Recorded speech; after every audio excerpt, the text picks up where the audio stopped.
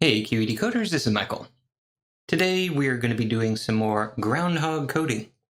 And this time we're going to be focusing on user authentication, knowing who the user is. That's the first step.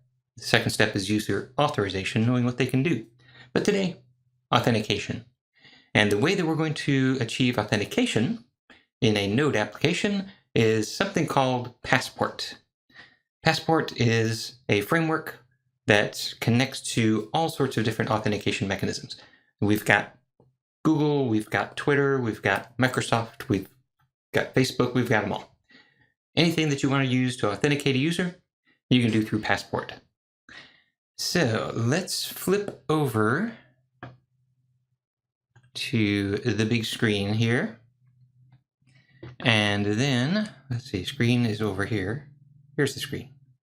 Ta-da. All right.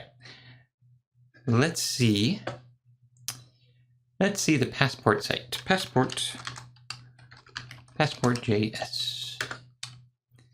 So if we go to passport.js.org, this is Passport. Simple unobtrusive authentication for node.js. We've got all sorts of strategies. There they all are.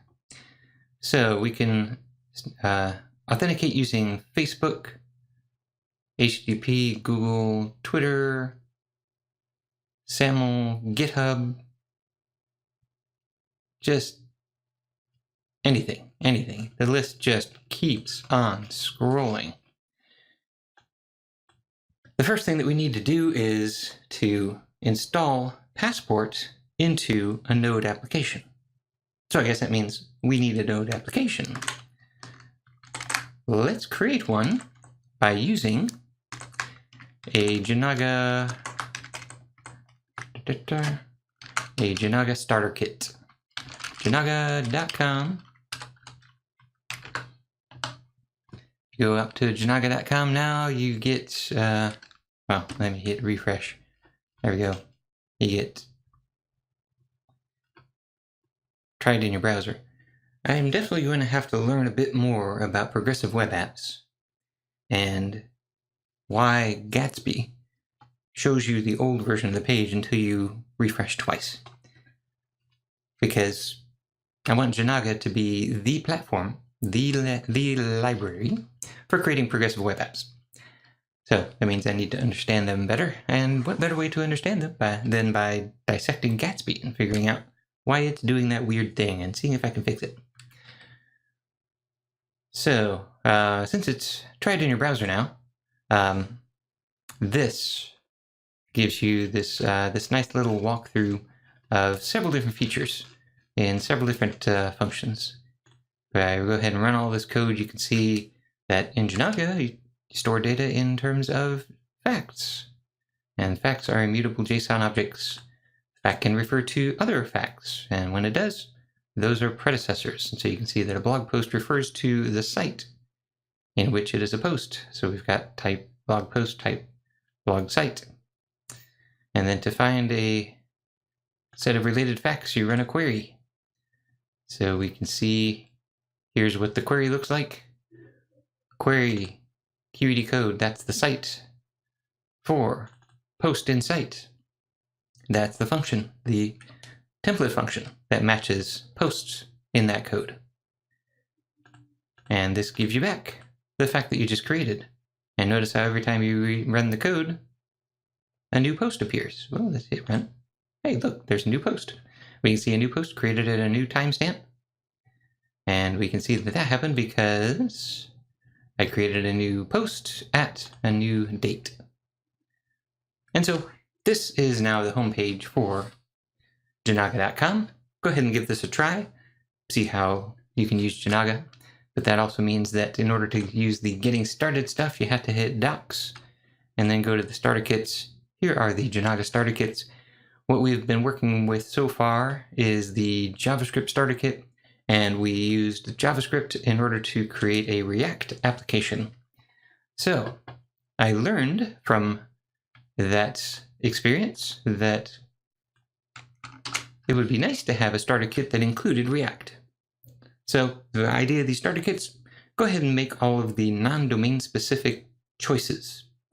Make those choices ahead of time and encode those within the starter kit. So I will pop on over. Where is, oh, there it is. There's my little dude. Okay, so let's go to Mount C projects. And then in here, I'm going to want to create a brand new application never before seen called Yet Another Chat App. Wait a minute, that sounds familiar. Okay, we're going to paste that in. And now, instead of my application, I'm going to export this starter kit into Yaka. And down it comes. There's the starter kit. I can cd Yaka. And there's all my stuff ready to get going. So let's do an npm CI. This is a fast way to do an npm install. And so that's going to pull down all my packages. So that means that once I save this, I should be able to do an npm run dev. And this will build, and it will start watching. Ah, interesting. App crashed. Why would the app have crashed? Interesting. Let me just do an npm run build first. I thought that I fixed it so you didn't have to build before you ran dev. But let's see.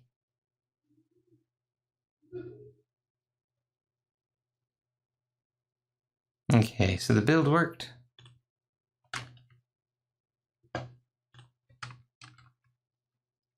And now let's do the npm run dev. See if that works. Okay, I have to do the build before the dev. Well, the change that I had made to the starter kit is that we just do a Webpack watch and use node mod in order to run server.js. The build is simply to run Webpack. Whoops. So the copying of the views, that's now done inside of Webpack. So right here in Webpack, we've got the server.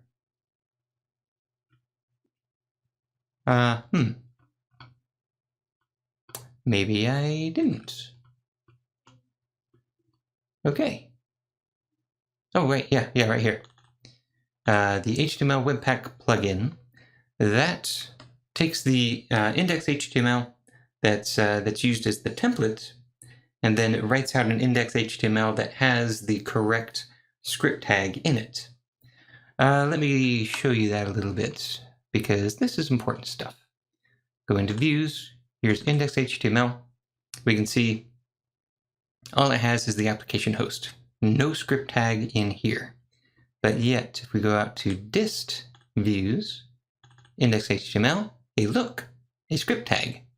And this tag is scripts main and then this hash right here. Scripts, and then there's main with that hash. So that means that every time Webpack rebuilds the JavaScript, it computes a hash of its contents and then uses that hash in order to determine a file name. Then it puts that file name into the HTML file, and that way it busts the cache. So when we serve up that new HTML, it says, oh, look, this is a different file. I don't have this one yet, and it goes and gets it. So this fixes the problem that you sometimes get where you make a change, you go back to the website, you refresh, and something has got it cached. Either the browser has it cached, or Nginx has it cached, or the server has it cached, or somewhere in there's a cache of the old JavaScript file. So this busts the JavaScript cache, It does mean that you do possibly run into an HTML cache, but all of those different things in between, they are less aggressive at caching HTML because HTML is small than they are at caching JavaScript because JavaScript is big. So, small thing points to a new big thing. Oh, hey, over there, grab it. So that should make our development experience so much nicer. So much nicer. Oh, thank you, Webpack. And thank you, HTML Webpack plugin. Thank you to the author of HTML Webpack plugin. I think you are a wonderful, wonderful person. So, now we have our connection to the Yaka database. And then here we've got our visit counter written in React. So we can go to visit counter. We can see, hey, it sets up the state with a certain number of visits. Component did mount. It sets up a watch. So it watches the domain for visits in that domain. And then every time it sees a visit, it calls count visit. Count visit right here sets the state to visits +1. Nice and simple. Then when the component will unmount, it stops watching. This is a step that we didn't talk about last time, but this is going to be an important part of any Jinaga application. Clean up after yourself. Stop your watches. For the top level, maybe that's not quite so important because the page itself is going away. All of that JavaScript is going to be dumped. So it's not going to continue watching after the page is gone. But for anything that's a child, when the child is no longer on the screen, if you don't call watch.stop, then we're still going to be calling some JavaScript every time a new fact comes in. And it's just that JavaScript is not going to have a place on the screen to put that information anymore, so it's going to just be wasted work. So this helps your applications stay running fast as the user continues working with them. All right, let's just make sure that all of this is working.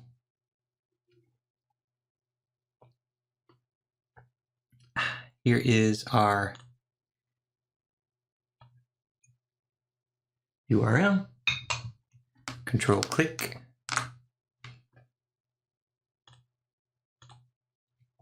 Welcome. Welcome to you. And we failed to load the resource. Why? Why did we fail to load the resource? Save.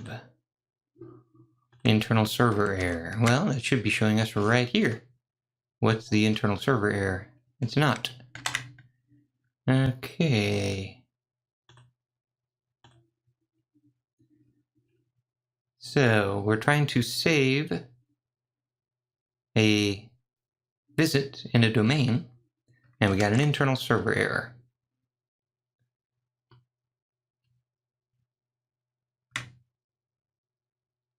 That is odd indeed, that I'm not seeing anything in the terminal when that happens. Okay. Okay. So, let's see if we can figure this out. In the server. Here we're in the server. We are configuring routes. We're configuring Jinaga. We get it running on localhost. So when we configure Jinaga, that's what we were just seeing. It's configuring Postgres, the Yaka database, which we just set up. Let's double check using pgsql.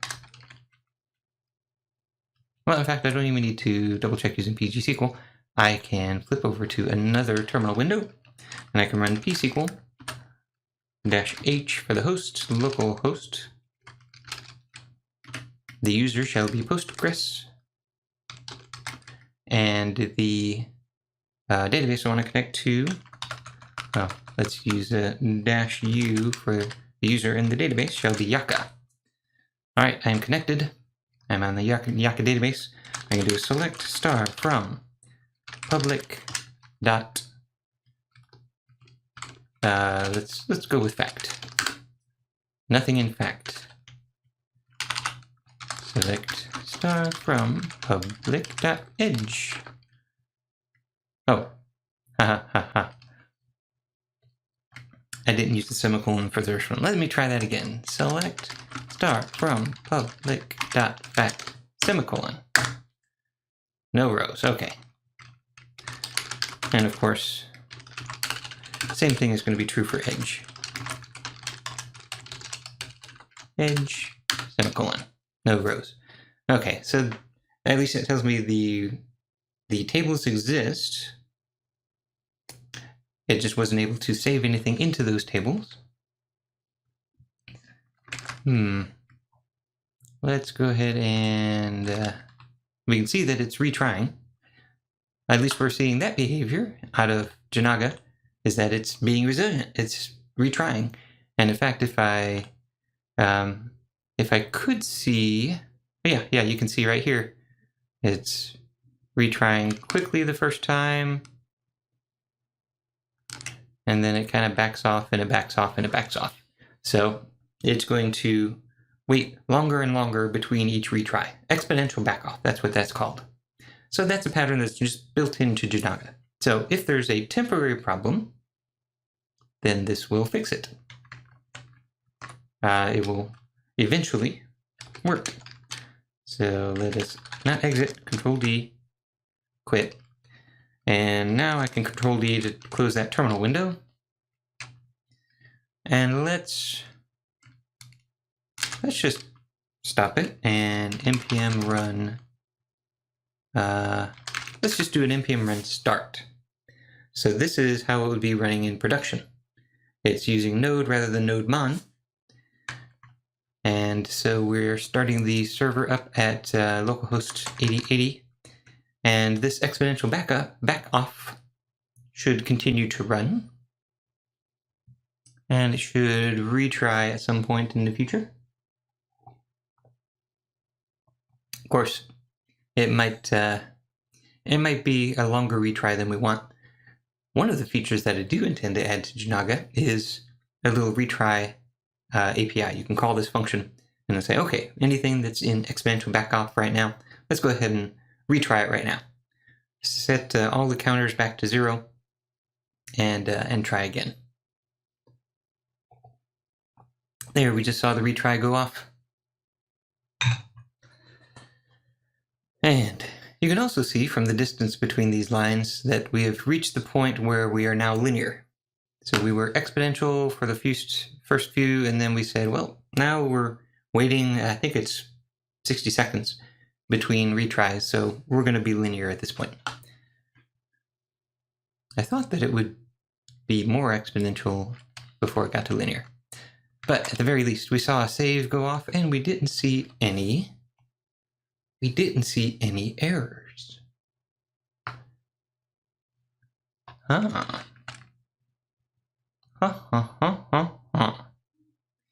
This is interesting. Okay, we might not actually get to the post, what is it that we're trying to do today? The user passport, the user authentication stuff. Might not be able to get to that today because we are learning about Jinaga debugging right now. Okay, so I really want to see what error is being thrown here. What is the exception? And I'm calling the handler. And the handler is doing that thing. So one thing that I know Jinaga should be doing for me is that it should have a trace. I don't think that I exposed that. Yeah, I did not expose that.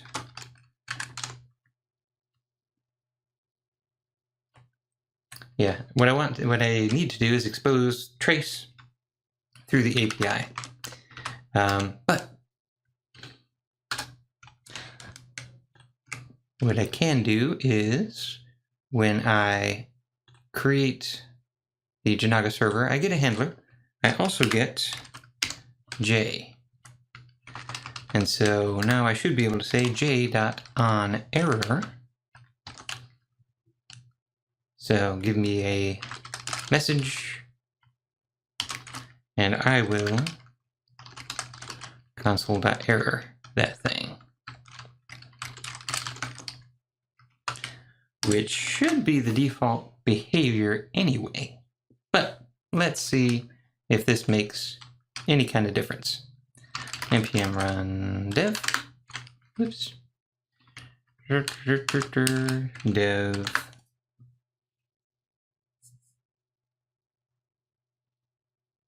Okay. So Webpack is watching those files. Good job, Webpack. You watch those files. Okay. Now let's just refresh this guy and save as erroring, and we're not seeing any errors coming out. That's the error that I had from the typo. No errors.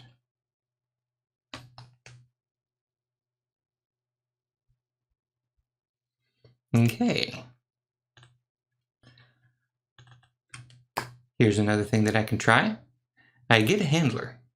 A handler is just a function, right? So this is a function that takes a request, response, and next.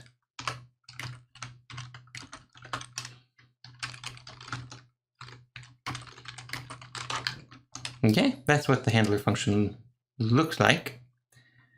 If the handler function throws an exception, then Express turns that into a 500. I can see those exceptions just fine.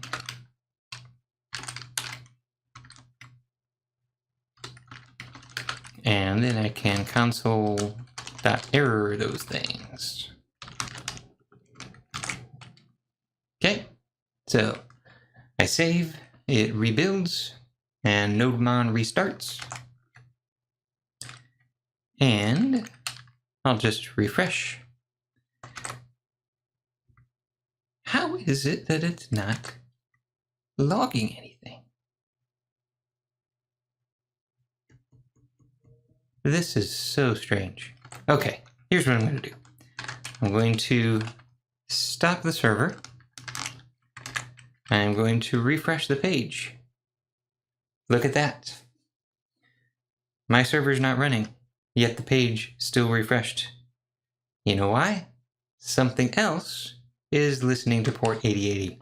Some previous node instance is still listening to port 8080. And I didn't get any sort of error here that I couldn't start the server on port 8080. I've seen this before. I don't know how to fix this behavior. I think this is a node problem. But there we go. The first thing to look at is your own stuff. And so since my own stuff is Jinaga, that's where I thought the problem was.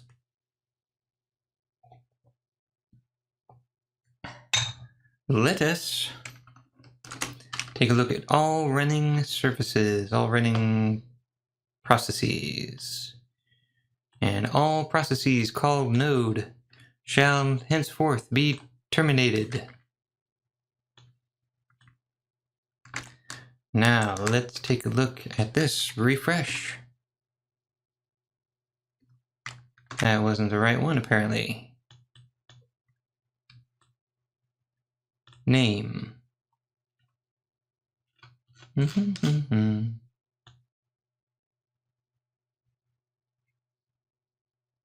Where is node? You. Go away.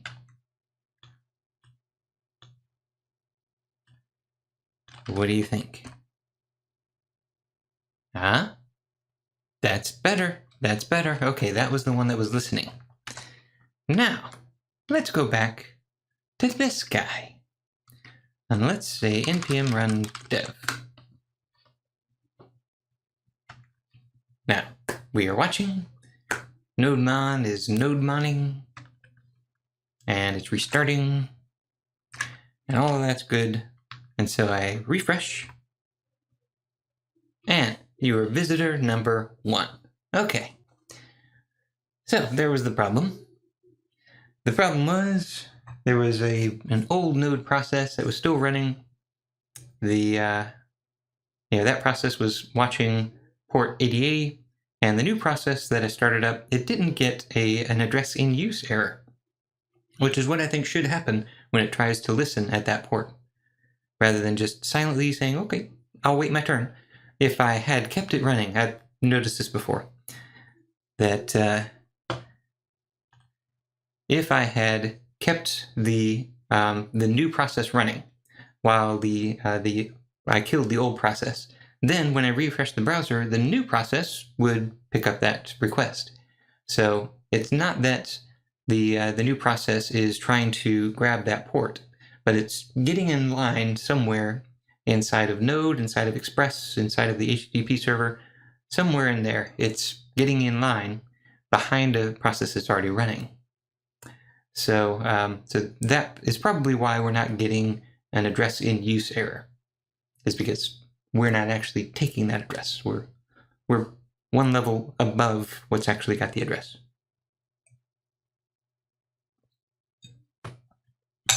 Moral of the story is that if something is going wrong, stop the application and refresh the browser. See if the browser still responds. What you want is when you stop the application, the browser says, hey, nobody here. Okay, now back to our previously planned content. Visitor number 1, number 2, number 3. You are a fabulous visitor. Thank you for visiting. I really appreciate it. Okay. Now we want to set up Passport, because I want that visitor to log in. So for this, we do need to shut down the server. And I will say npm install save passport.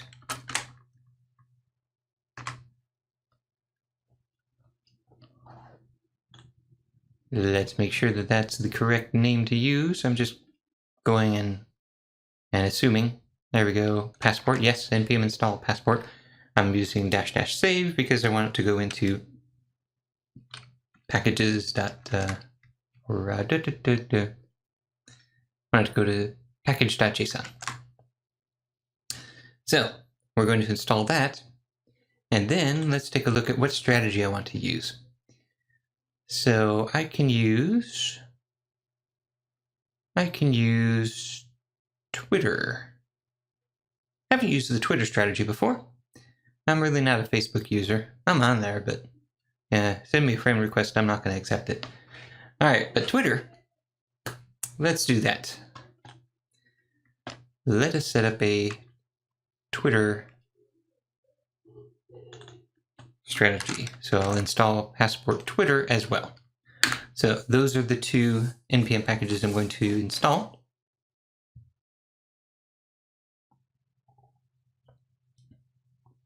Not found Passport latest. That's because I misspelled passport.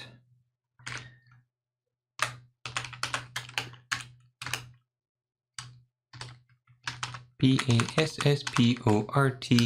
Passport.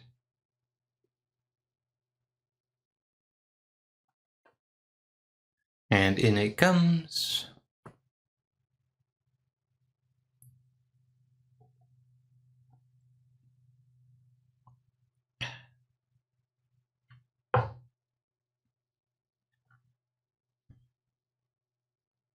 And there we go. We have Passport. Now I want to see, you need to register an application with Twitter. Oh. Twitter application management. Will be issued a consumer key. which you provide to the strategy, and you need to configure a callback URL which matches the route in your application. Okay. Which can be localhost. Yeah. Okay. So now we go up to Twitter. And we say, hey, Mr. Twitter, I want to register an API. Register an application. Okay, let's log into Twitter. That's me. Oh, that's Jenny. Did it switch to Jenny? No, it's got me. Okay, there's me. Perfect. Welcome. Let's create a new app. Please apply for a Twitter developer account. Huh. Okay, if this doesn't happen immediately, we're going to switch to a different strategy. I'm interested in creating a developer account. Okay. Phone number is not verified, so I need to verify my phone number. I think I'm going to switch to another strategy. What do you think? Yeah. I can set this up later. But right now, let's go back to my strategies, and let's take a look at Google. Here's Passport Google OAuth. That's the one that is featured. Passport Google OAuth 2.0, Passport Google OAuth 2. Whole bunch of possibilities here, but only one of them is featured, so that's probably the right one. Passport Google OAuth. Let's get that installed. npm install save Passport Google OAuth, and while I'm doing that, let's also remove Passport Twitter. Okay, save that. So since I removed that from package.json, when I do an npm install, even when I'm installing something else, it's going to compare and say, oh, wait a minute, there's something here that shouldn't be in your folder. So it'll clean that up for me. In the meantime, so we've got npm install Passport Google Auth, check. And I don't need to worry about tests. Nah, that's going to be a later episode.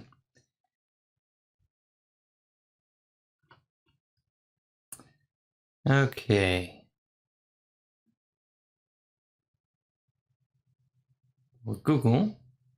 Let's see if this takes me to the developer page. No, this just takes me to Google. Let's go to the developer page. Developer.google.com. Was that what it was? Developers.google.com. Build anything. You can build anything. Anything at all. The only limit is yourself. Okay. Google developers. Look, that's me. All right. I'm already here. The products. So this used to be under Google+. Google+ is no longer. So what I want to do is OAuth. No suggestions for OAuth. Well, that's what I want to build. I want to build anything. Anything at all. Except for OAuth. You cannot authenticate your users. Of course I can authenticate my users. All right. Web. Let's go for web. Develop for the web. Web fundamentals. Web tools. We have updates. We have people in hoodies. Obviously developers. Okay. That's the only reason I wear this hoodie right now. Just, usually I don't wear a hoodie, but because I need you to know that I'm a developer. So let's see, how do we get to this authentication thing again? Sure, its fundamentals. Okay. Guides, code labs, samples. All I want to do is configure my API key. And the thing that it used to be under is no longer here. All right. Security. It's a security thing. All right. Encryption. It's just authentication. It's the first thing you do in any application. Completely the first thing you do. It's always the first thing you do. Okay. Encrypting data. Wow, this is going to be a really boring video, isn't it? Hey! All right. Your first progressive web application. I don't even need it to be progressive. I just need to authenticate. Push notifications, multi-device, performance, frictionless payments. How about login? How about who are you? Who are you really? Okay, shall we go with a different one? Let's go with Microsoft. All right. Why am I not finding any strategies for Microsoft? Oh, come on, people. I see. Really? Okay. Microsoft account. Live ID. Now, I know that I use the Live ID passport strategy for one of my applications. I also use the Google passport strategy for one of my applications.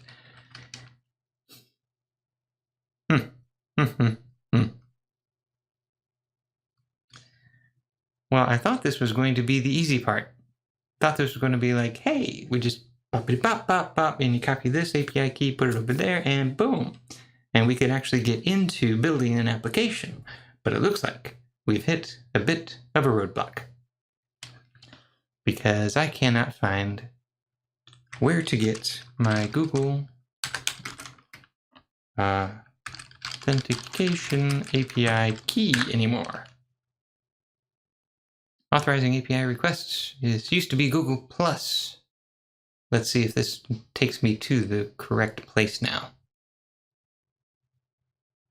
Google Plus APIs will be shut down. Yes, I am aware. It includes sign-in and scopes. So, how will we do this now? Let us learn more.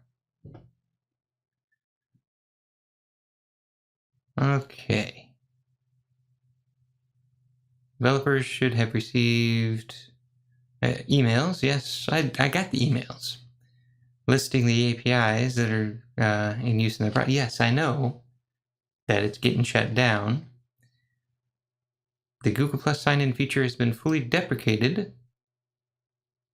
Should migrate to the more comprehensive Google sign-in authentication system. That's what I'm after. Google sign-in. So, developers.google.com/identity. There we go. So now we've got our Google sign-in. It's a seamless experience. This is wonderful information. Just take me to the place where I set things up. OpenID Connect, OAuth 2. I know what those protocols are. I don't want to compare my options. I don't want to do a guide. I just want to go to my dashboard. All right, web. We're doing web authentication. Add Google sign-in to your web app. Perfect. Enable Google sign-in with only a few lines of code. And this is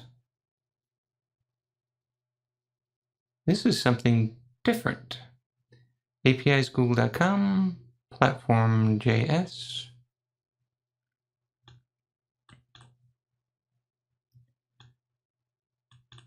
So is it no longer supported as a passport strategy?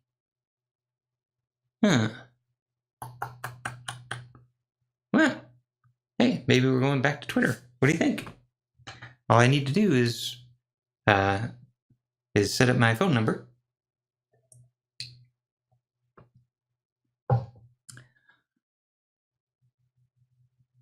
So this is a script tag. So this is running on the browser. This gives me my sign-in form, which bothers me.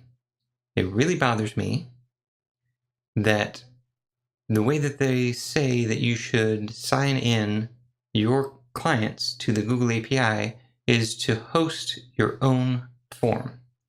We're training our users to give their Google credentials to other sites. This isn't in the spirit of OAuth. The way that it should work is that it should all be done on the server side, and the server should say, hey, do you have a cookie saying that you're logged into Google? Do I see a token? No? Let me redirect you over to Google and include on the URL the information about which application I am. Then once you're there, you sign in using your Google credentials on Google. When you're done, it sends you back. That's how OAuth is supposed to work. This is,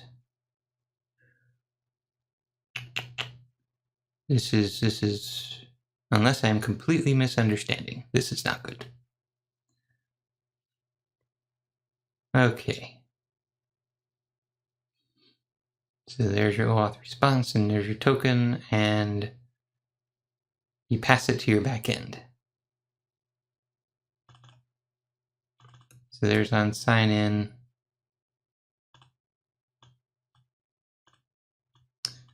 Yeah, all of this is telling me that it's all done through the client. I am not happy about that. Not happy at all. So let's go back to Twitter. Yay! All right, here's the Twitter strategy. Let's go back here. Google OAuth. You're gone. Passport. Twitter. All right, get that installed. And then here I am on Twitter. Well, I want to go to my developer page on Twitter. Twitter application management. There it is. So developer.twitter.com, that's where we are. So I can't create an app because I need to apply. So I need to give a valid phone number. I'm going to drag this over here before I type my phone number, because I am not that silly.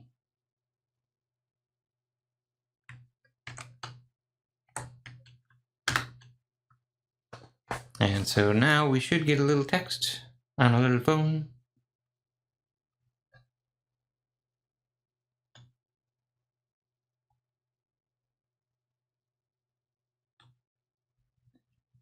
Okay. Why did that not work? Refresh.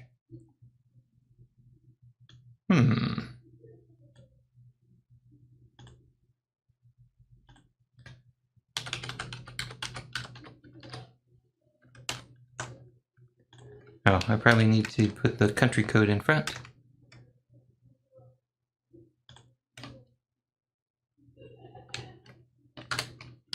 No? Why are you not lighting up?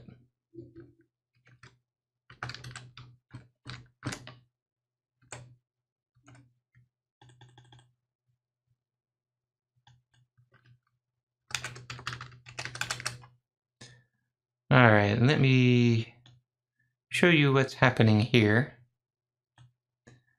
That is not my phone number. Oh, I need to select a country or region. Ha ha ha. United States. There we are. Okay. Hold on a minute. Let me type in my actual phone number now. And next. Okay, now we are looking for a verification code. Here it comes.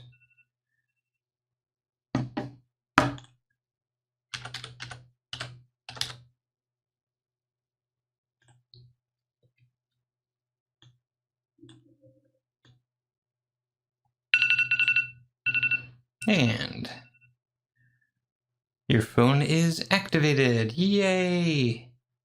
Okay. Select user profile. Yes, sure, that's the one. I am requesting access for my own personal use. Sure.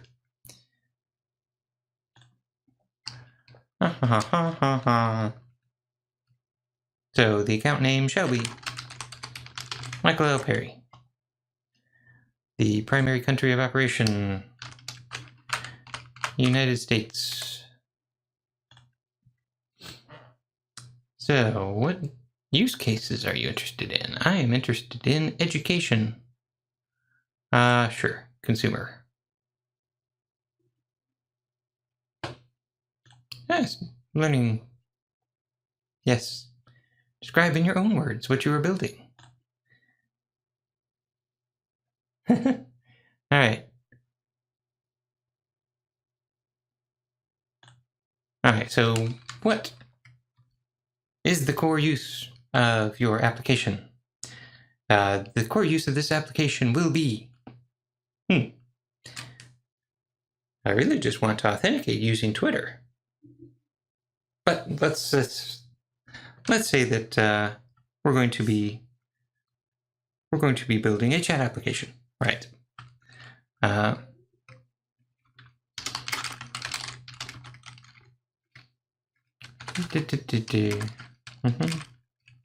right.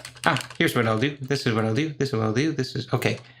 So this will be a conference application, and we'll use Twitter in order to see what other people are doing at the conference. Aha.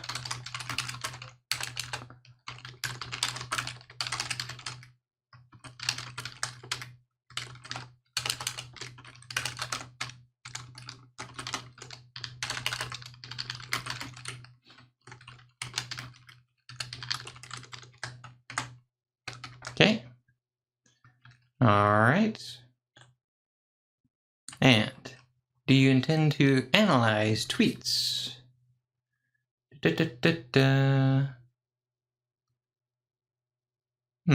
Analyze. No.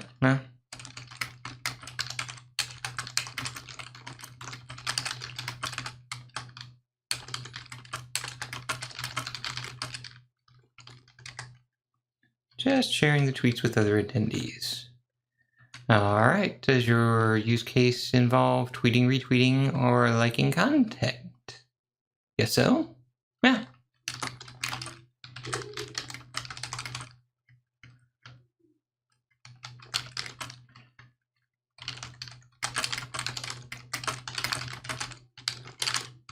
So they will share photos and videos.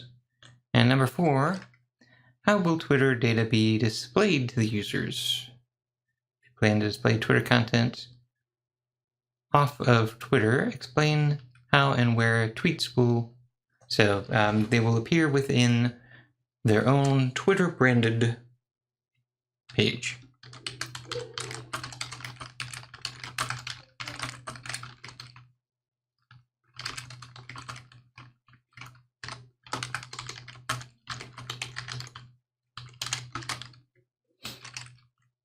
Okay.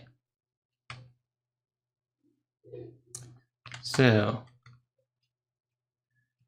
will your product, service, or analysis make Twitter content derived from information available to a government entity? Unless they just go to Twitter. Okay. So do I need to type more characters?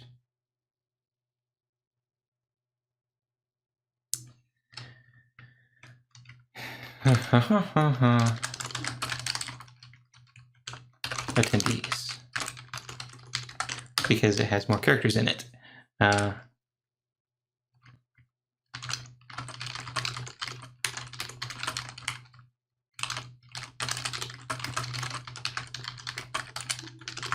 There we go.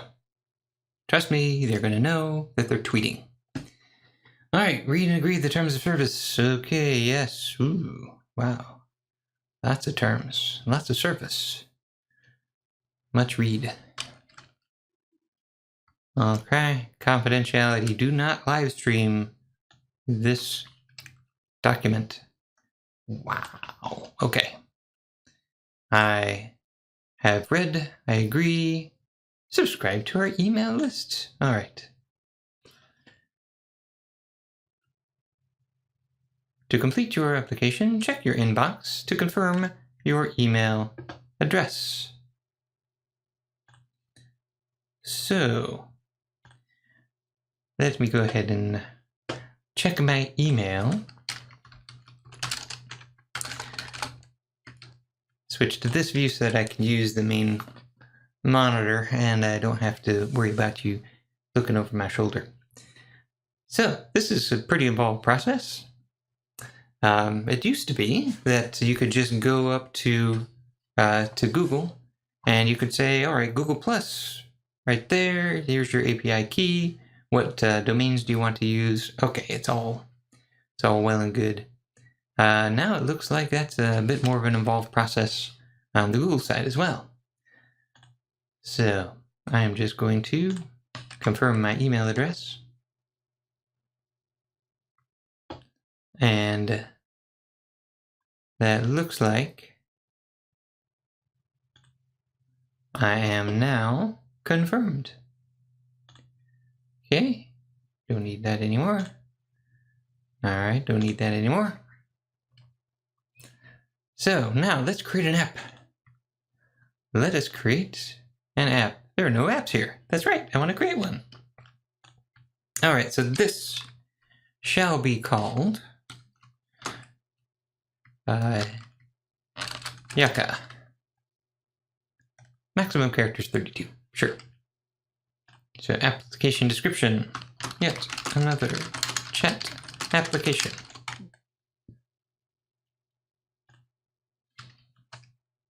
Website URL, jinaga.com. And enable sign-in with Twitter. Callback URLs. So let's go ahead and add one, first of all, for http://localhost 8080 / we will do this as Twitter /callback.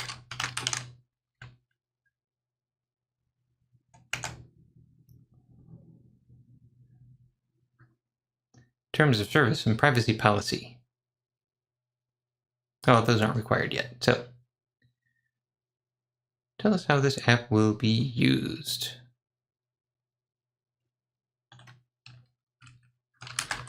This is a way to learn the Twitter OAuth API. Must be 100 characters or longer. All right. The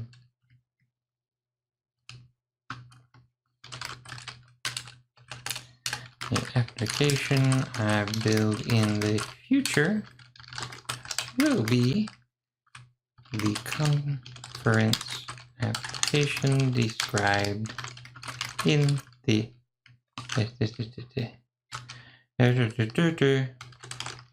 account application, because we can't use the word application enough. Sure. All right, no sensitive information, no government use or surveillance, no automation. I have agreed to these terms of service. Please be mindful. Very good. App name Yaka is already taken. Really? Huh. Have I been here before? All right. So this is Festify.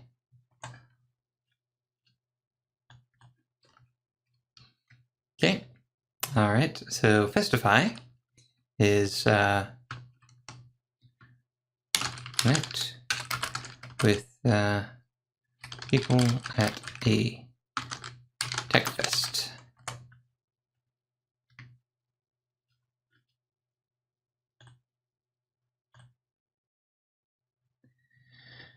All right, the app is created. Okay. Using the default icon, all that stuff. There's my callback URL.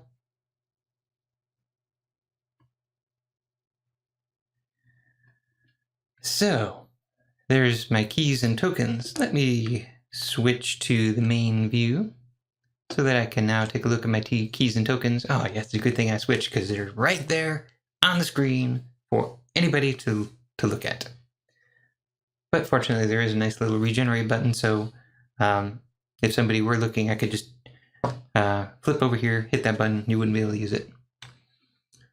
So these API keys and access tokens and secrets, those are all available for me. Okay. All right, that's all hidden behind that little button right there, which I will not push right now. Going back to Passport Twitter. I've installed. I've created an application. Configure the strategy. Passport use, new Twitter strategy. So let's copy that code and let's paste that in here. So here is my server.js. I've configured Jinaga. Before I configure Jinaga, let me go ahead and configure. Well, you know what? I want this to be the first thing that I do. Configure authentication for my app. So where's that going to be? I want to import from, let's go with authentication. Configure authentication. So, can I right click? Oh, can't right click on it and create the file. That's fine. All right. Authentication.js. Paste that code in there. So here's my Twitter strategy. If I control space, I get no suggestions. All right. Import from passport-twitter.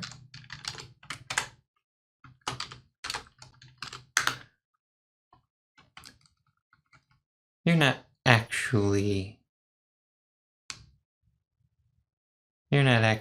importing it.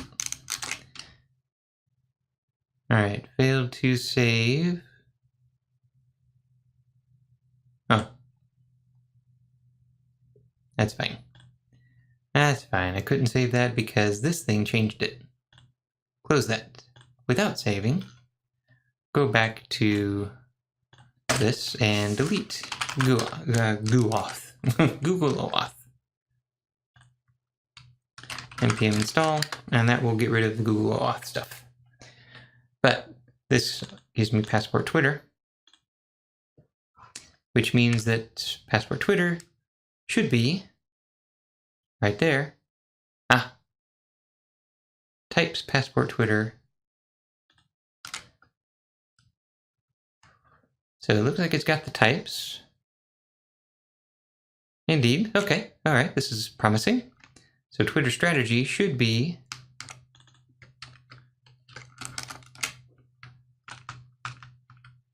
there we go. Haha. Import strategy as Twitter strategy.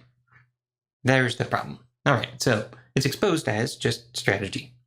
I want to call it Twitter strategy because that's what this sample code does. So we've got our consumer key and our consumer secret and our callback URL. So the callback URL shall be localhost:8080/ They said auth Twitter callback. I'm just going to say, what did I say here? I just said Twitter callback. You know what? I like that auth Twitter callback thing. Let's edit this. Edit the details. Auth Twitter callback. Okay. Save that. And that is my callback. So I need my Twitter consumer secret and my Twitter consumer key. Those things I do not want to hard code. I want to get those from the environment. So here's what I'm going to do. Const Twitter consumer key is equal to process.env.Twitter consumer key.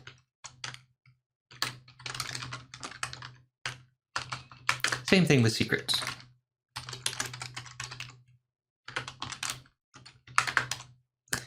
Okay, so those will be pulled from environment variables. So the next thing I need to do is to actually grab those from the website and set those as environment variables. All right, then. I will do that in a second when you're not looking. But then I'm going to say, all right, I want to do a passport.use. So I need a passport instance. So where am I going to get a passport instance?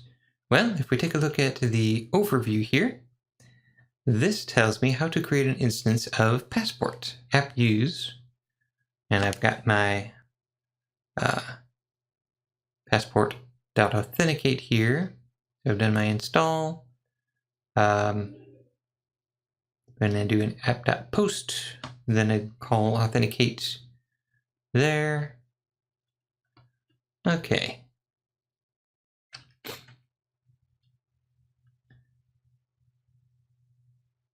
So that means that I need to create a new passport object. I want all of this to be inside of a function called configure authentication. So let me go ahead and create that function here. Export function configure authentication. And I take an app, which is an express dot, actually I think it's just express. So that comes from import express from express. That's that guy, right? Let's make sure. Routes.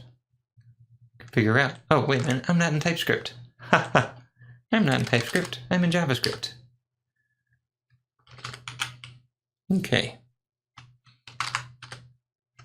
So app.use. So this is where I want to set up passport, but all of this is going to be in there.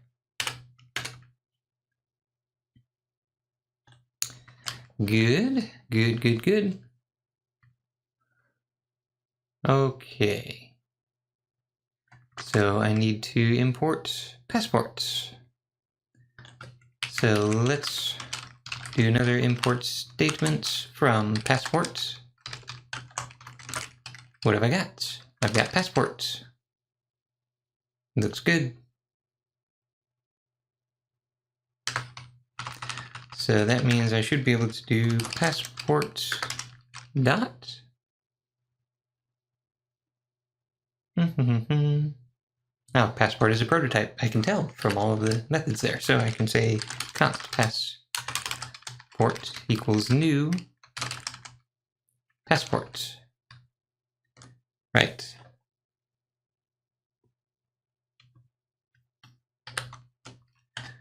So that should be my passport object. passport.authenticator. Okay. So that's probably the first line of code, the one that they're not showing here. I want app post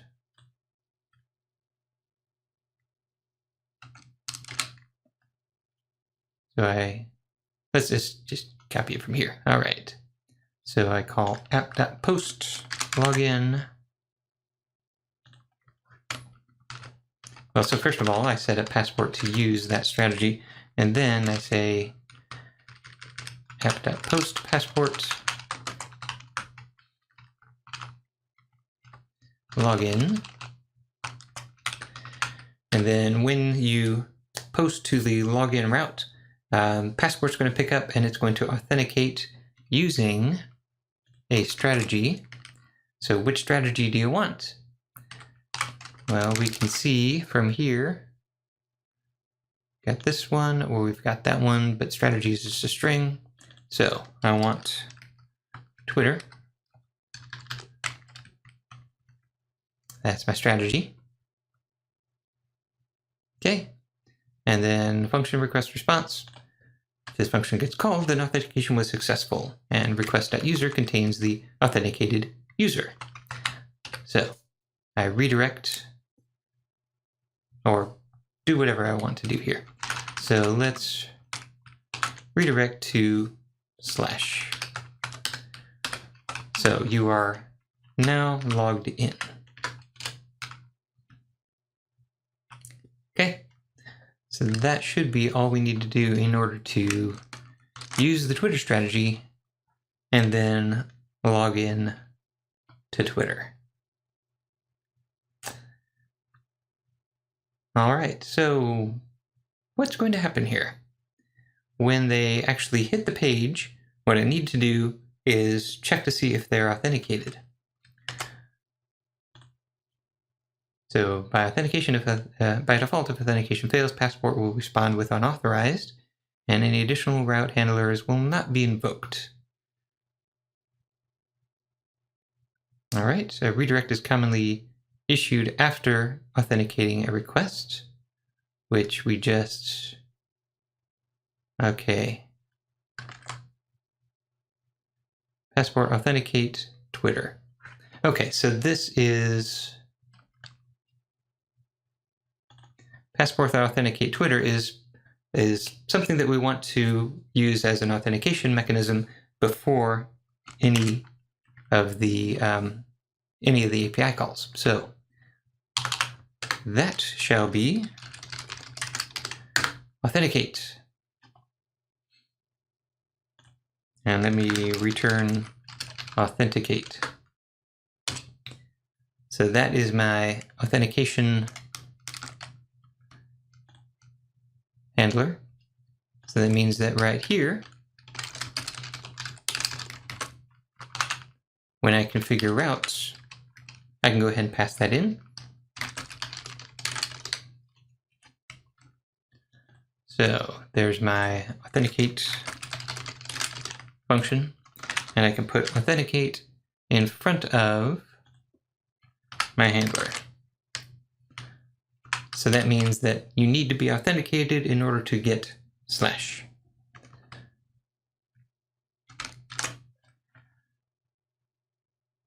Okay. Furthermore, I want to pass authenticate into configure Jinaga. So there's authenticate, and you need to be authenticated before you can use Jinaga.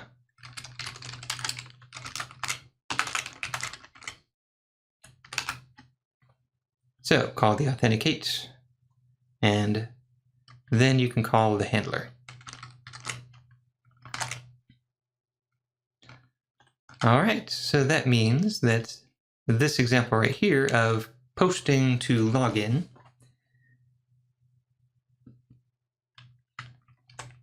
I'm guessing that that's just an example. Redirect is commonly issued after authenticating a request. So we authenticate. So success, we redirect here. Failure, we redirect there. that part we need to have here, passport.authenticate. These are parameters that go into passport.authenticate. So authenticate with this guy, and then on success, redirect there, on failure, redirect here.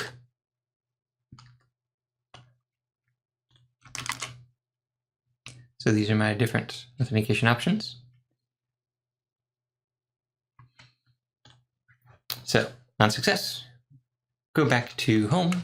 On failure, we're going to go to /login. What is /login? So let's do an app.get /login.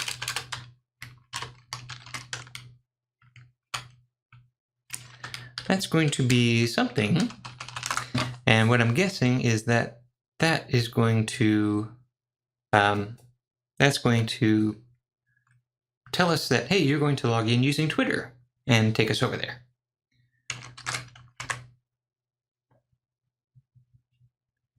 Redirects are often combined with flash messages in order to display status information to the user.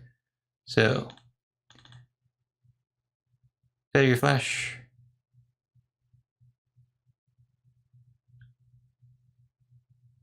It sets the error message.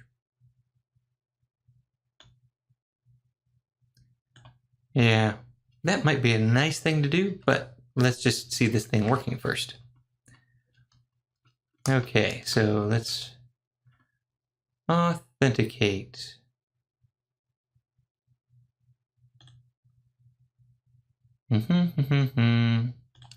OAuth.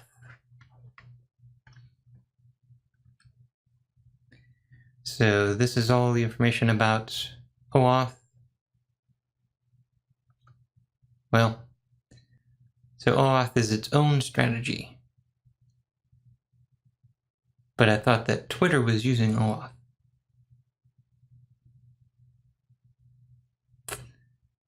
Interesting. Okay. OpenID. Wow, that's an old one.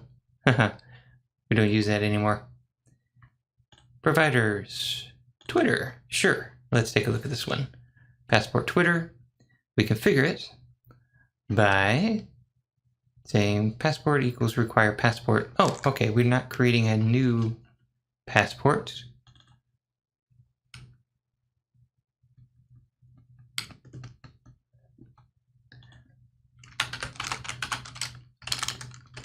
We're actually doing this, aren't we? Import passport. That's passport static. Passport.use. Okay, looks like this is the right way to do it. All right. Whenever you see require, you can replace that with import, because Webpack will turn that into a require, and it'll be all good. So Twitter strategy, we require passport Twitter, and we use strategy, so strategy as Twitter strategy. So that syntax is the same as that syntax. So basically we are requiring this and destructuring strategy into Twitter strategy. Require this, grab strategy, put that into Twitter strategy. So we're all good there. Then we do passport.use. Here's our callback URL. And that is precisely the code that we copied in before. Okay. So this user find or create. This is basically now your code that will look up this user object in whatever database you happen to be using, and then give you back whatever it is that you want to identify that user with. So in Jinaga, what we want to do is just simply, we simply want to provide, I'm going to have to look at some other code in order to remember how to do this. This is the sort of thing that I really should have on the Jinaga website to describe how to use and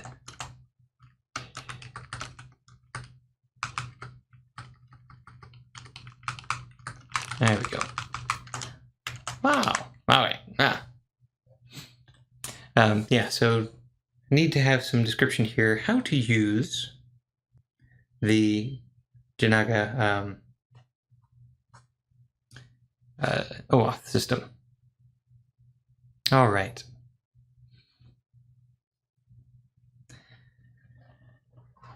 So I might have to break one of the rules of Groundhog coding and actually take a look at some existing code here, because I cannot remember what it is that I need to do at this stage.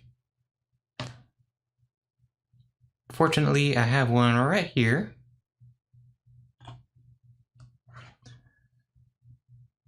And we're just going to take a peek. We're not going to copy and paste. We're just going to take a peek at what this thing does. We're looking at source server. We're looking at services, authorization. Yeah. I called it authorization. This is really doing authentication. Okay, so there's our strategy. We are doing a login, and then we are just simply doing a JSON stringify the user, which is an object coming in here, deserializer, JSON parse. I think we do need to set that part up. But here's the authorization callback. All right, let's look at the equivalent part here. Passport.use. Passport.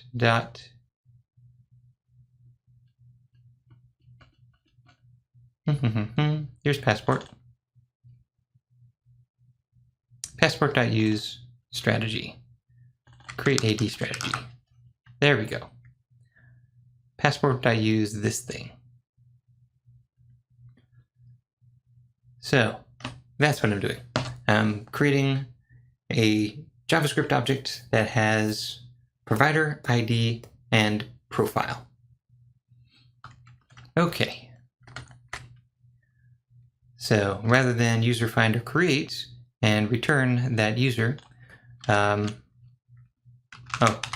calling a callback. So this should be taking done, yeah, calling done with a callback, or calling done with the user. So callback, and the first parameter is an error, no error, and then the second parameter is the user. So the user has a provider, and the provider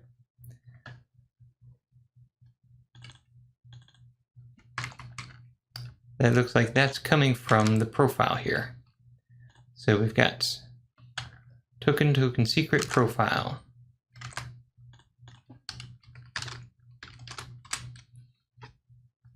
Profile.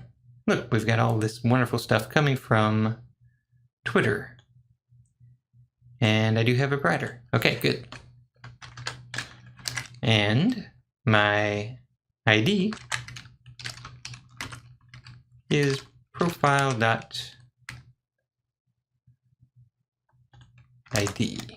Yes.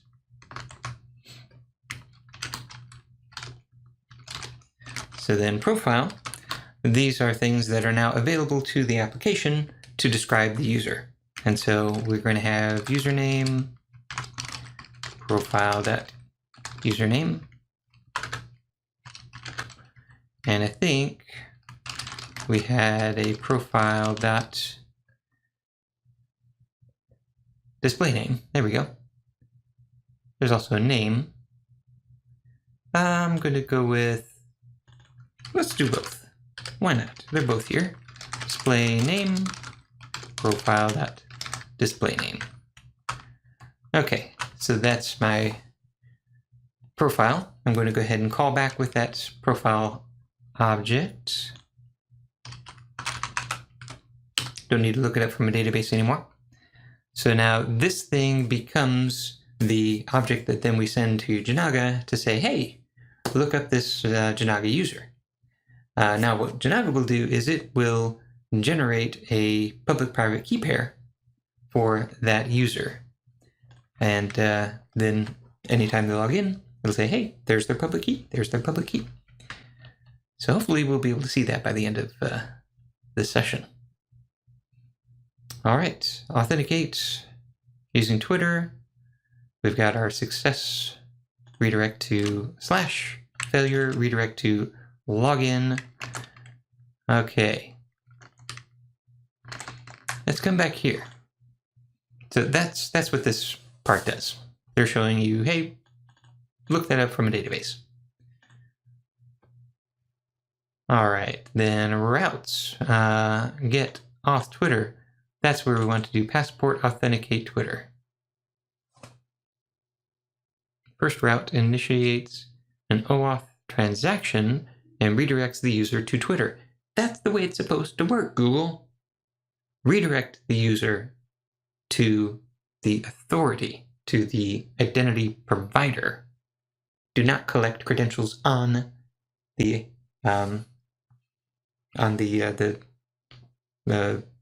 what's the term for it? On the site. It's not the identity provider. Do not let your Google. Do not train users to give your Google credentials to other people. Bad behavior. Bad behavior. Okay, so 2 routes are required. The second route is the URL to which Twitter will redirect. So apt-get auth Twitter. We will do passport authenticate Twitter. Let's go ahead and do that one real quick. Now, passport authenticate.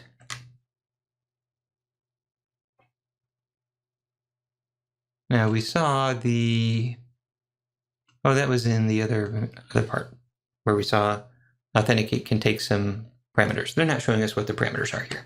That's fine. That's fine. So let's do it that way first. Auth / Twitter. Okay, and here we call authenticate. So that's passport authenticate Twitter. And then Twitter will redirect the user to the URL after approval. So we do the get auth Twitter callback. And that's the one that we configured on the Twitter developer site. So remember up here, we said, here's the callback URL, auth Twitter callback. So that's what I want to do here, app.get auth Twitter callback.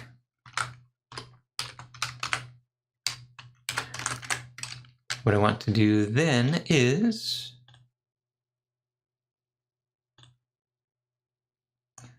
I want to passport authenticate Twitter.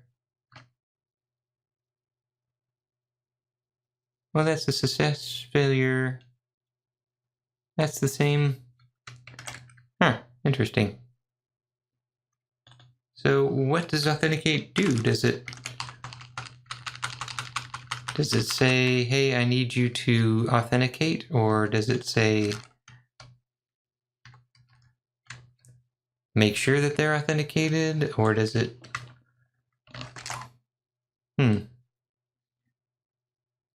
Okay, when complete, the user will be redirected to the user callback at auth Twitter callback. All right, success, failure. So that's the part that we have configured up there.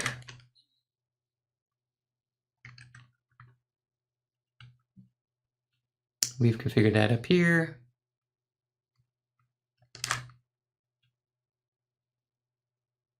A link or button can be placed on a web page, allowing one-click sign-in with Twitter. Okay, so we just auth Twitter to do the sign-in. Okay, so that's what we want to serve up from login. So app.get /login, which is telling me that there's not actually an app.post login because we're not collecting credentials and then having them post them back. So this part goes away. We don't want that. Do not collect credentials on your site. You are not the identity provider. Do not train your users to think of you as the identity provider. So when you go to login, then I want to serve up a page, which will look similar to this. So request response. Oh, why is that console log still in there? Huh. That was a debugging thing that I did when I was running into some issues. All right, so request response, I want to send file, path join dir name, views, login.html. So that means I want to send up this view, login.html. HTML5, blah, blah, blah, login. And the body of the login shall be, first of all, h1.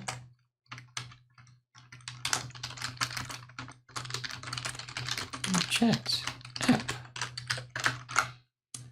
Sign in with Twitter. Okay. So you click that link, then it gets /auth/Twitter, which does the passport authenticate with Twitter. That should take you over to Twitter. And then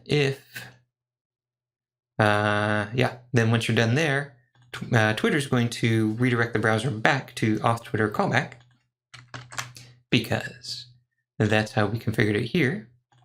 Yep. And then that's going to call authenticate, which is going to authenticate using Twitter. And then because we're passing in this object here, it's going to just check to see if you're authenticated. On success, it'll take you to /, it'll take you home. On failure, it'll take you to login. So if you're not logged in, you go to the login page. If you are logged in, you get to go to the home page. So all that, npm run dev, let's see just how much of that works. At this stage, we will find that there is nothing there. So I'm probably getting, requires a consumer key. And so this is undefined, so it sets that to undefined. So this is the point at which I need to go capture my my credentials and drop them into environment variables.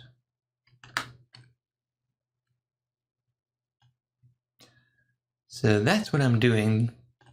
That now that you can't see, let's create a system variable that I will call Twitter consumer key. All right, Twitter consumer key. I will copy from the Twitter website, keys and tokens. All right, that's my API key right there. Copy that, gold leader. And then I will create a Twitter consumer secret as a new system variable. Twitter consumer secrets, and grab that string as the secret. Okay, that is configured, and now you can see my screen again. Okay, let me hit RS, enter. That restarts my node application, and this still requires a consumer key option. All right, that's because I added them to environment variables, but I didn't restart this process. So Control-C, Control-D, terminal gone away. Now Control-tilde terminal back, npm run dev, and you still can't see my consumer key. Interesting. Okay. Here's what I'm going to do. I'm about to run this. I'm about to run, how do I show environment variables in Linux? I forgot how to do this. Linux environment variables.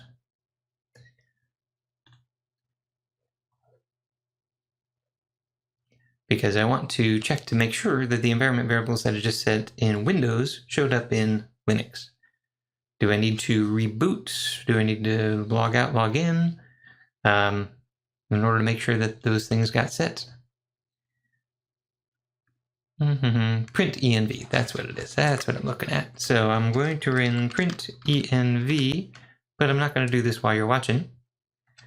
Print env. Now I'm seeing a whole bunch of environment variables on my screen. Some of them are very secret. Oh, you cannot see this. This is, oh, no, you can't see that one for sure. But all of this is telling me that that no, I cannot see the environment variables that I just set up using system environment variables. So I probably have to set these up in my bash profile. That's what I probably have to do. And my bash RC should be, if I go all the way back to Michael L. Perry. In here, I should have a file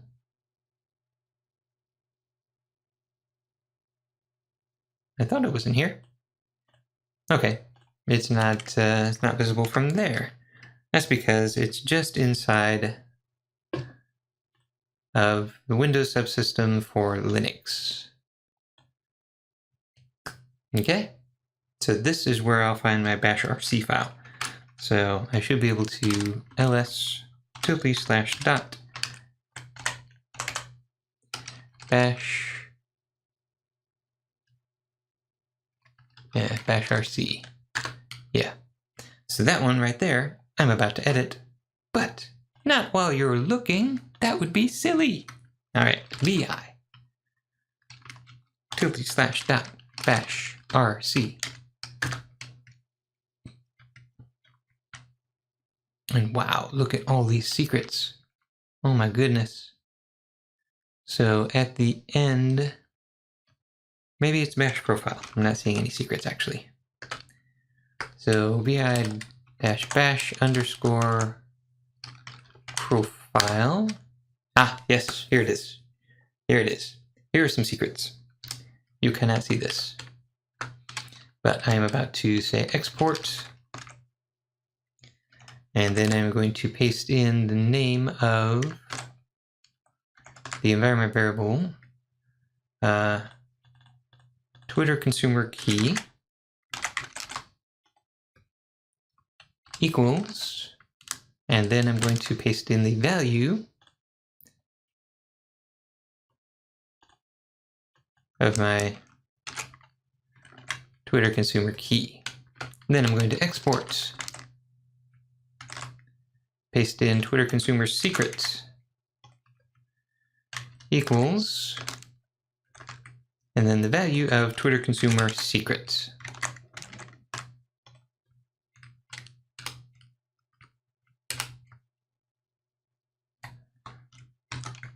All right, escape question or colon WQ, write it and quit. Okay. now I can show you my screen.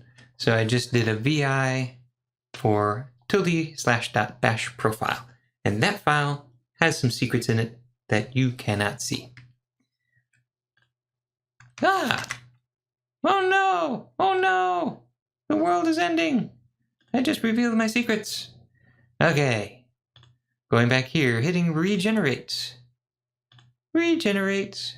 Haha, I've got some new secrets now. So let's go back to vi-bash profile and x, deleting that old consumer key I. To insert, paste the new consumer key. Copy that down the line and delete the old consumer key and paste the new consumer key. Escape, WQ. Now, switch back to app details. Before I let you see, all right, those keys that you just saw, those don't work anymore. So good luck. But here is what I just did. vi-tilde/.bash profile, and then I exported these names. Export Twitter consumer key equals then that string that I copied from the website. By the way, when you copy the string from the website, it includes a space at the end. Go ahead and delete that space. I think it's going to get trimmed off anyway, but just to be safe. So now I do need to Control-D to log out, and then start it back up again, and npm run dev. Okay, so now it has looked up the secrets from the environment variables. They're not in the code. They're just in my environment variables, which nobody in the world can possibly see because nobody is looking over my shoulder at my session. Okay. So now what I would expect to see if I come to localhost 8080, like so, I would expect to get redirected. Okay. Authentication requires session support. Did you forget Express Session middleware? Yes, I did. Okay. Let's do that real quick. This is helpful stuff. That's a good error message. That's a really good error message. npm install save express-session. In it comes. And then in order to use it, what you do is, just like we used body parser, you use express-session. So let's make sure use express session.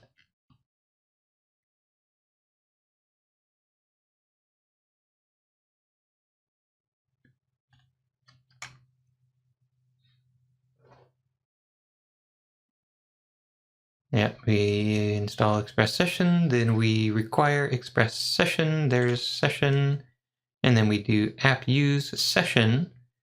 And we have to provide a secret. There we go. All right, and that secret will prevent other sites, if they do steal a user's cookie, from decoding that cookie. That secret is used to generate a symmetric key, with a key that's used to encrypt the token before it's stored in the cookie, and then decrypt the token from the cookie. Yeah. So that means that that secret really should be in the environment variables too. But for right now, because you're not going to be stealing my cookies, I'm going to go ahead and show you what the secret shall be. So let's import session from express-session. Okay, and I shall say app.use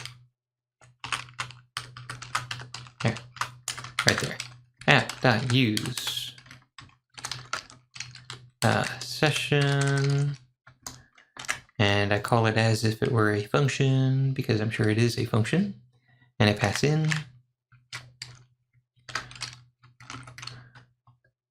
look, there's all the things that I could pass in, like secret.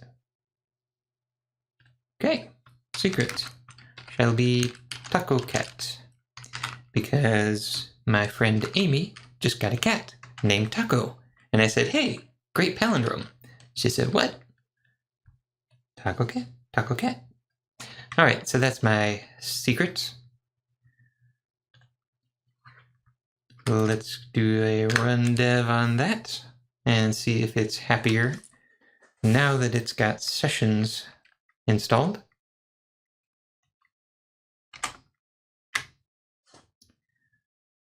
Come back here, refresh the page, and still complaining that I'm not using the expression session middleware. Huh. Looks like I am. It definitely looks like I am. Anything else that I'm using that I'm missing? Session, I'm using cookie parser. Oh. Body parser, but I don't have cookie parser. Right, yes, because all of the data for Jinaga is coming in the post body. So body parser can take that and say, oh, that's JSON. Let me go ahead and parse that as JSON, put that into the request, and now Jinaga can use it. So that's what body parser does. Cookie parser sees the cookies that are coming in, says, oh, I recognize that that cookie. Let me go ahead and parse that, put that into the request, and now the session middleware can pick it up from there. So I need both. So let's do npm install -- save cookie parser. Okay. And then import cookie, they called it cookie parser from cookie parser. And I want to app.use cookie parser, call it as a function. Okay. It also likes a secret. But they're not passing a secret here. I'll have to research that, figure out what that secret is supposed to be, or usually is. But that is setting up the cookie parser. Okay.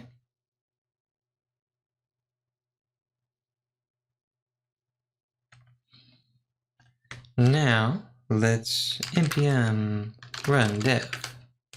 And let's see if it can pick that up. So that first error message, fantastic. Second error message, not quite so much. Oh, deprecated. We have a deprecation warning going on here. I don't want to use any deprecated stuff. This is a brand new application. So undefined resave option, provide resave option for express session.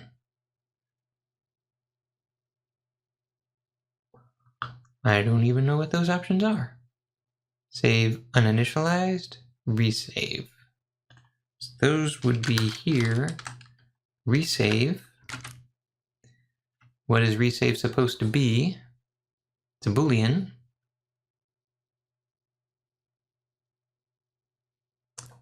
Can you help me out a little bit?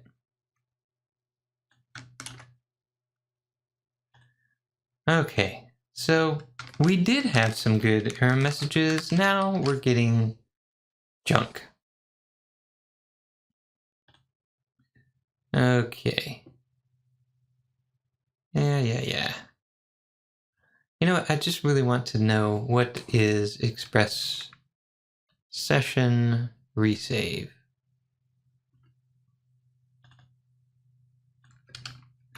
Express session resave.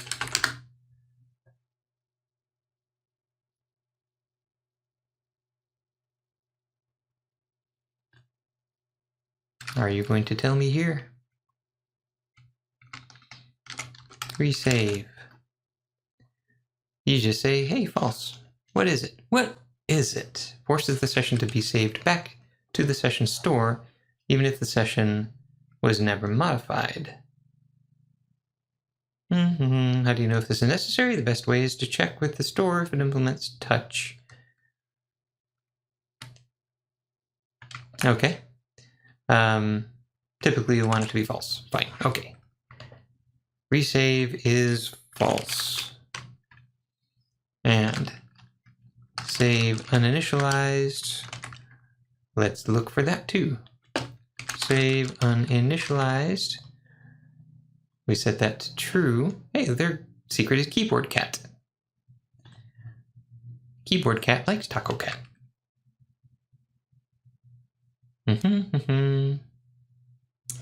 Forces the session that is uninitialized to be saved to the store. All right, the default value is true. Sure thing, it's true. I like that. All right.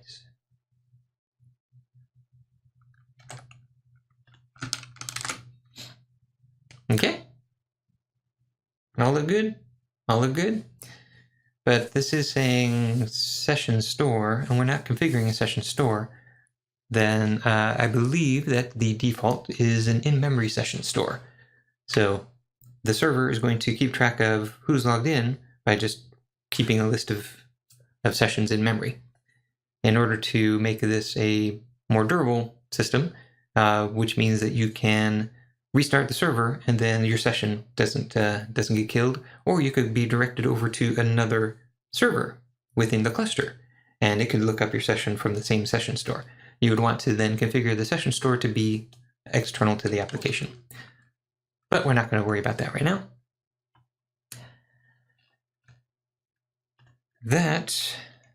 All right, when we saved it, then it restarted everything. So now we should be able to refresh and boom. Okay, account the authorized specified to use your account. So this just sent me on over to Twitter. This didn't fail authorization and send me to login. Interesting. But what I want to do is authorize the app. Yes, you are authorized, redirecting you back to the application, and now we're back to the application. Middleware not in use.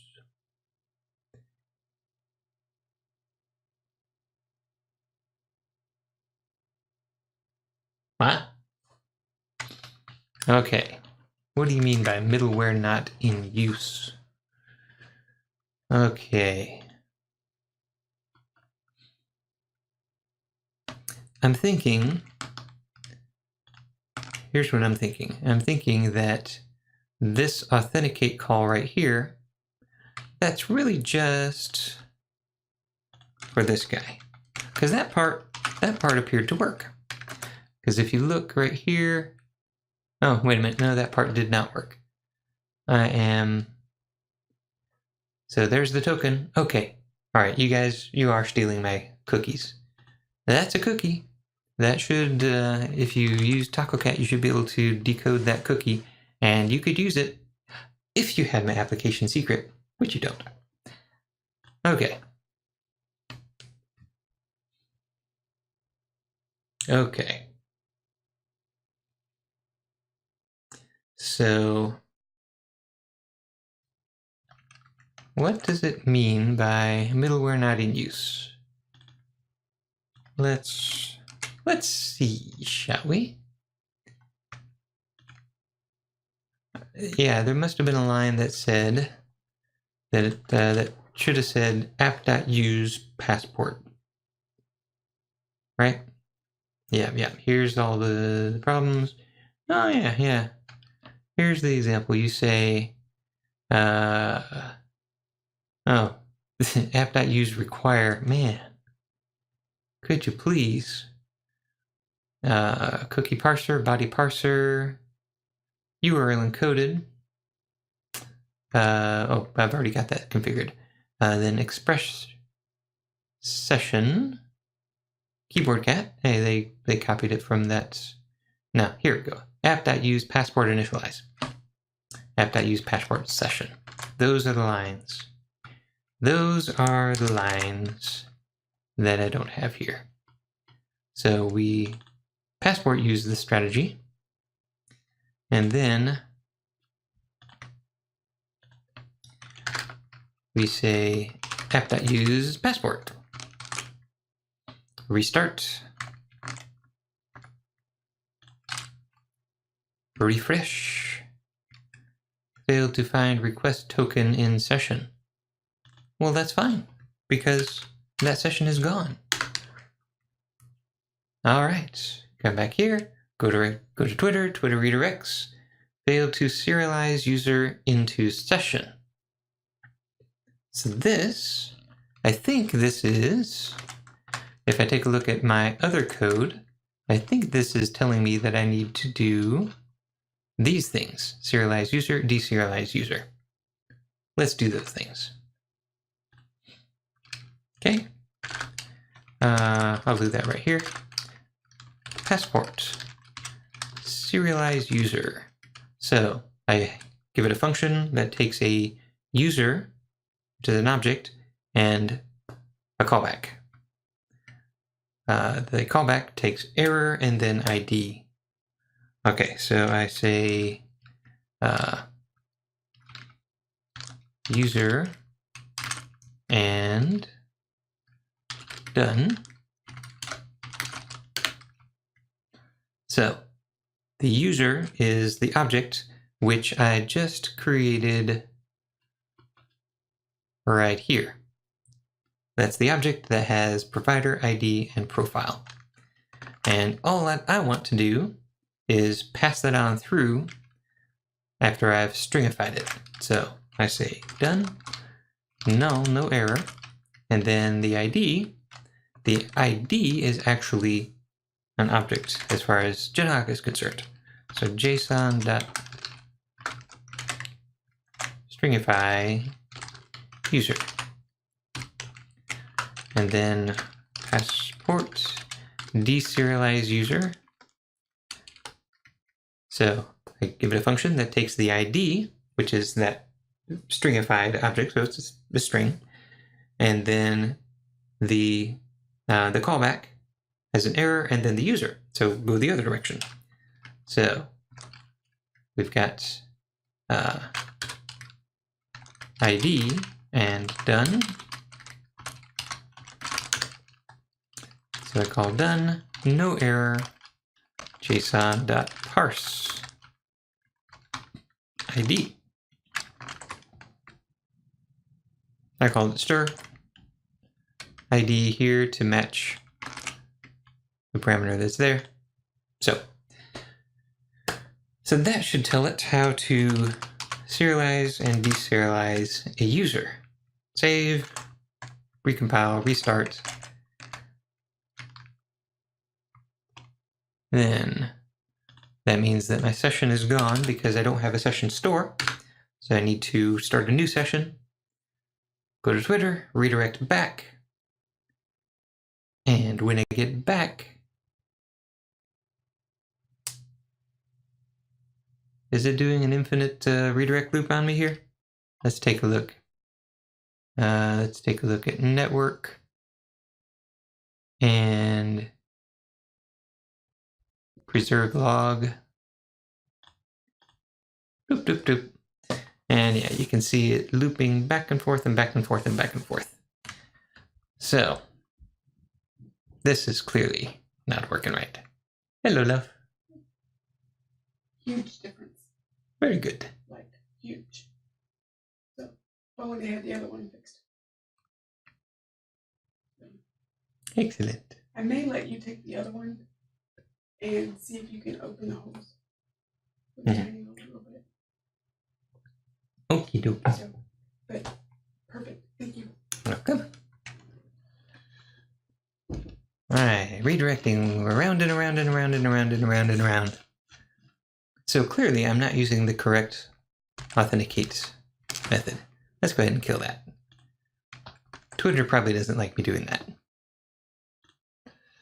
Okay, so authenticate is not this. I mean, yes, this is the correct thing to do for my callback. So that's good. But that's not the correct thing to do for the actual authentication.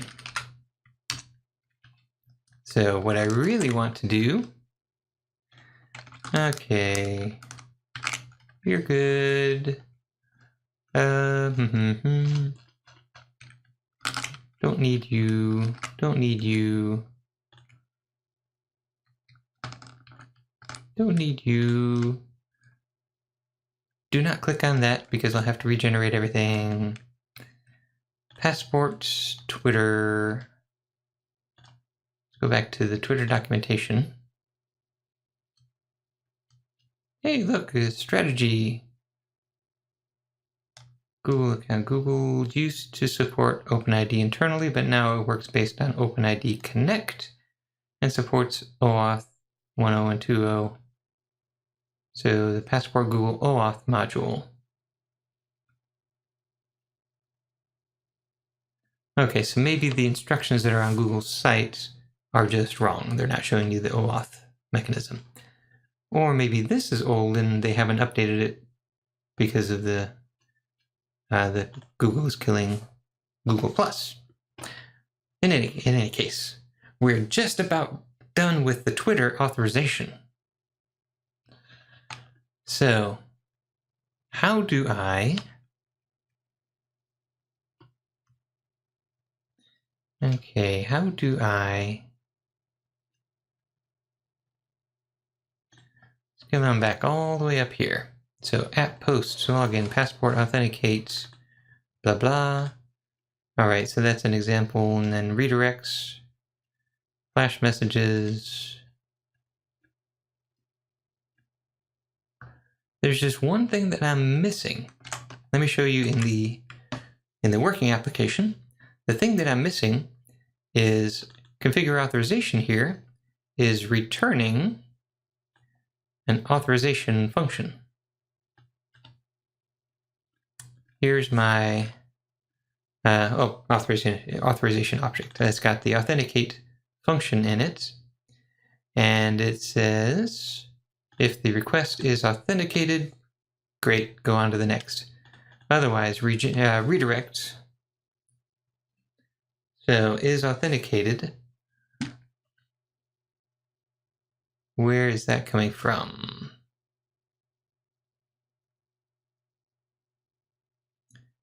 I'm guessing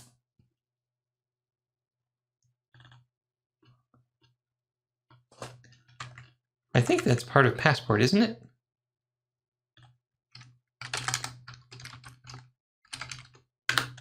Yeah, is authenticated.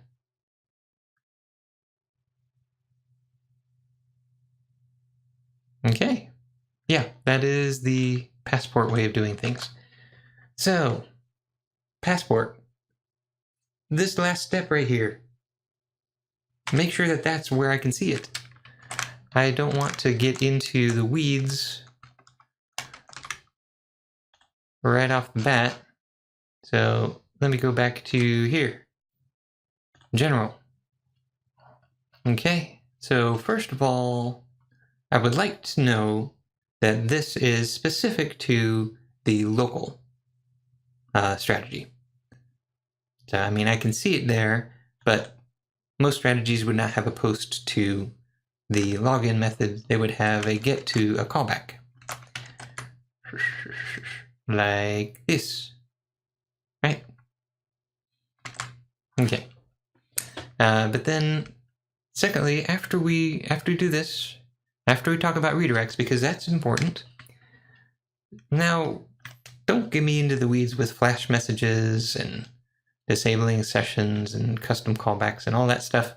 I want you to just immediately say, and then in order to check to see if your authenticated you call is authenticated. So that's what we're going to do. We are going to set up a function. We're not going to use this. We're going to say request response next. It's a function. If request is authenticated, then everything's good, and is it return next? Yes, return next. Otherwise, response redirect to /login.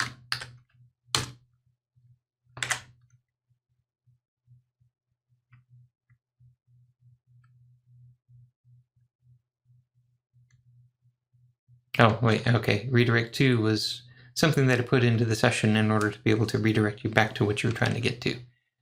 That might be something that, yeah. That might be something that I want to do here. But for right now, we're just going to say redirect login. Okay, so this should take me to the login page.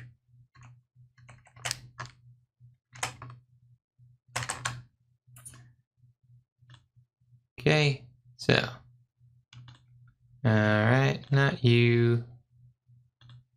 Yeah, let's go to localhost.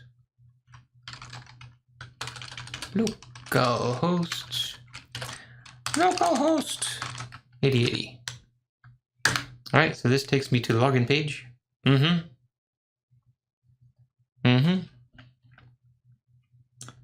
All right. Path is not defined in Authentication JS 45. What? 45 path. Oh, path. Import path from path. Not passport. Path.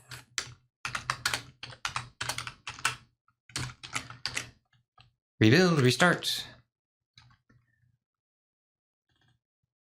So, but you see that did take me to login. That's good. No such file or directory. Yaka dist views login HTML. But,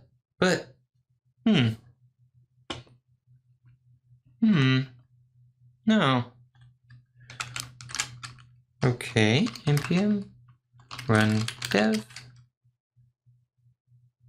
Create the views for me. Silly? It's not doing it.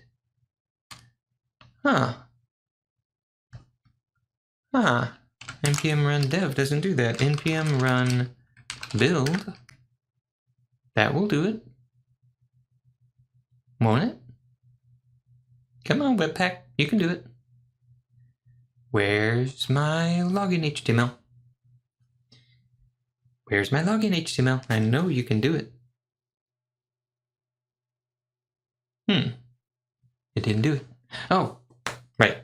I didn't configure it to just do any HTML inside of views, so I did it specifically for index HTML. So, Webpack config. Yeah, here's HTML Webpack plugin for index HTML. Here's the same guy for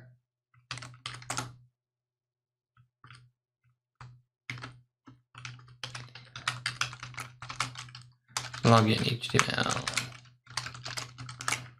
Okay. Which, yeah, is going to end up with the same script tag, but it doesn't actually need a script tag. I'm going to have to think about that. How do I want that to actually work? This isn't quite how I want it to work. npm run dev, that should create my login HTML. It didn't. It said, cannot find module Snapdragon? What? What? That's never. npm run build. Come on, Webpack. I talk so nice about you. I tell people how awesome you are. And you do this? Okay, so now I've got my login. All right, so login does have the script tag that it doesn't actually need because all it's doing is redirecting to Twitter. But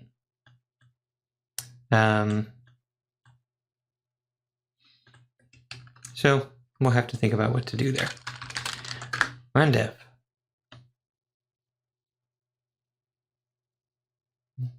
Not going to complain about not finding Snapdragon? Okay. All right. Let's go back here. Redirected to login. Log into yet another chat app. Okay. Let me make sure that my console is not telling me something that I need to respond to. Target container is not a DOM element. That's because of that script tag. It's trying to install the React application onto this page, and there's no element for that page. All right, but sign in with Twitter. Takes me to Twitter. Redirects me back to the application. Welcome. Okay. If I refresh, then I'm still logged in. I still have my session. Whew. So, application. This is your opportunity to steal my cookies. Cookie.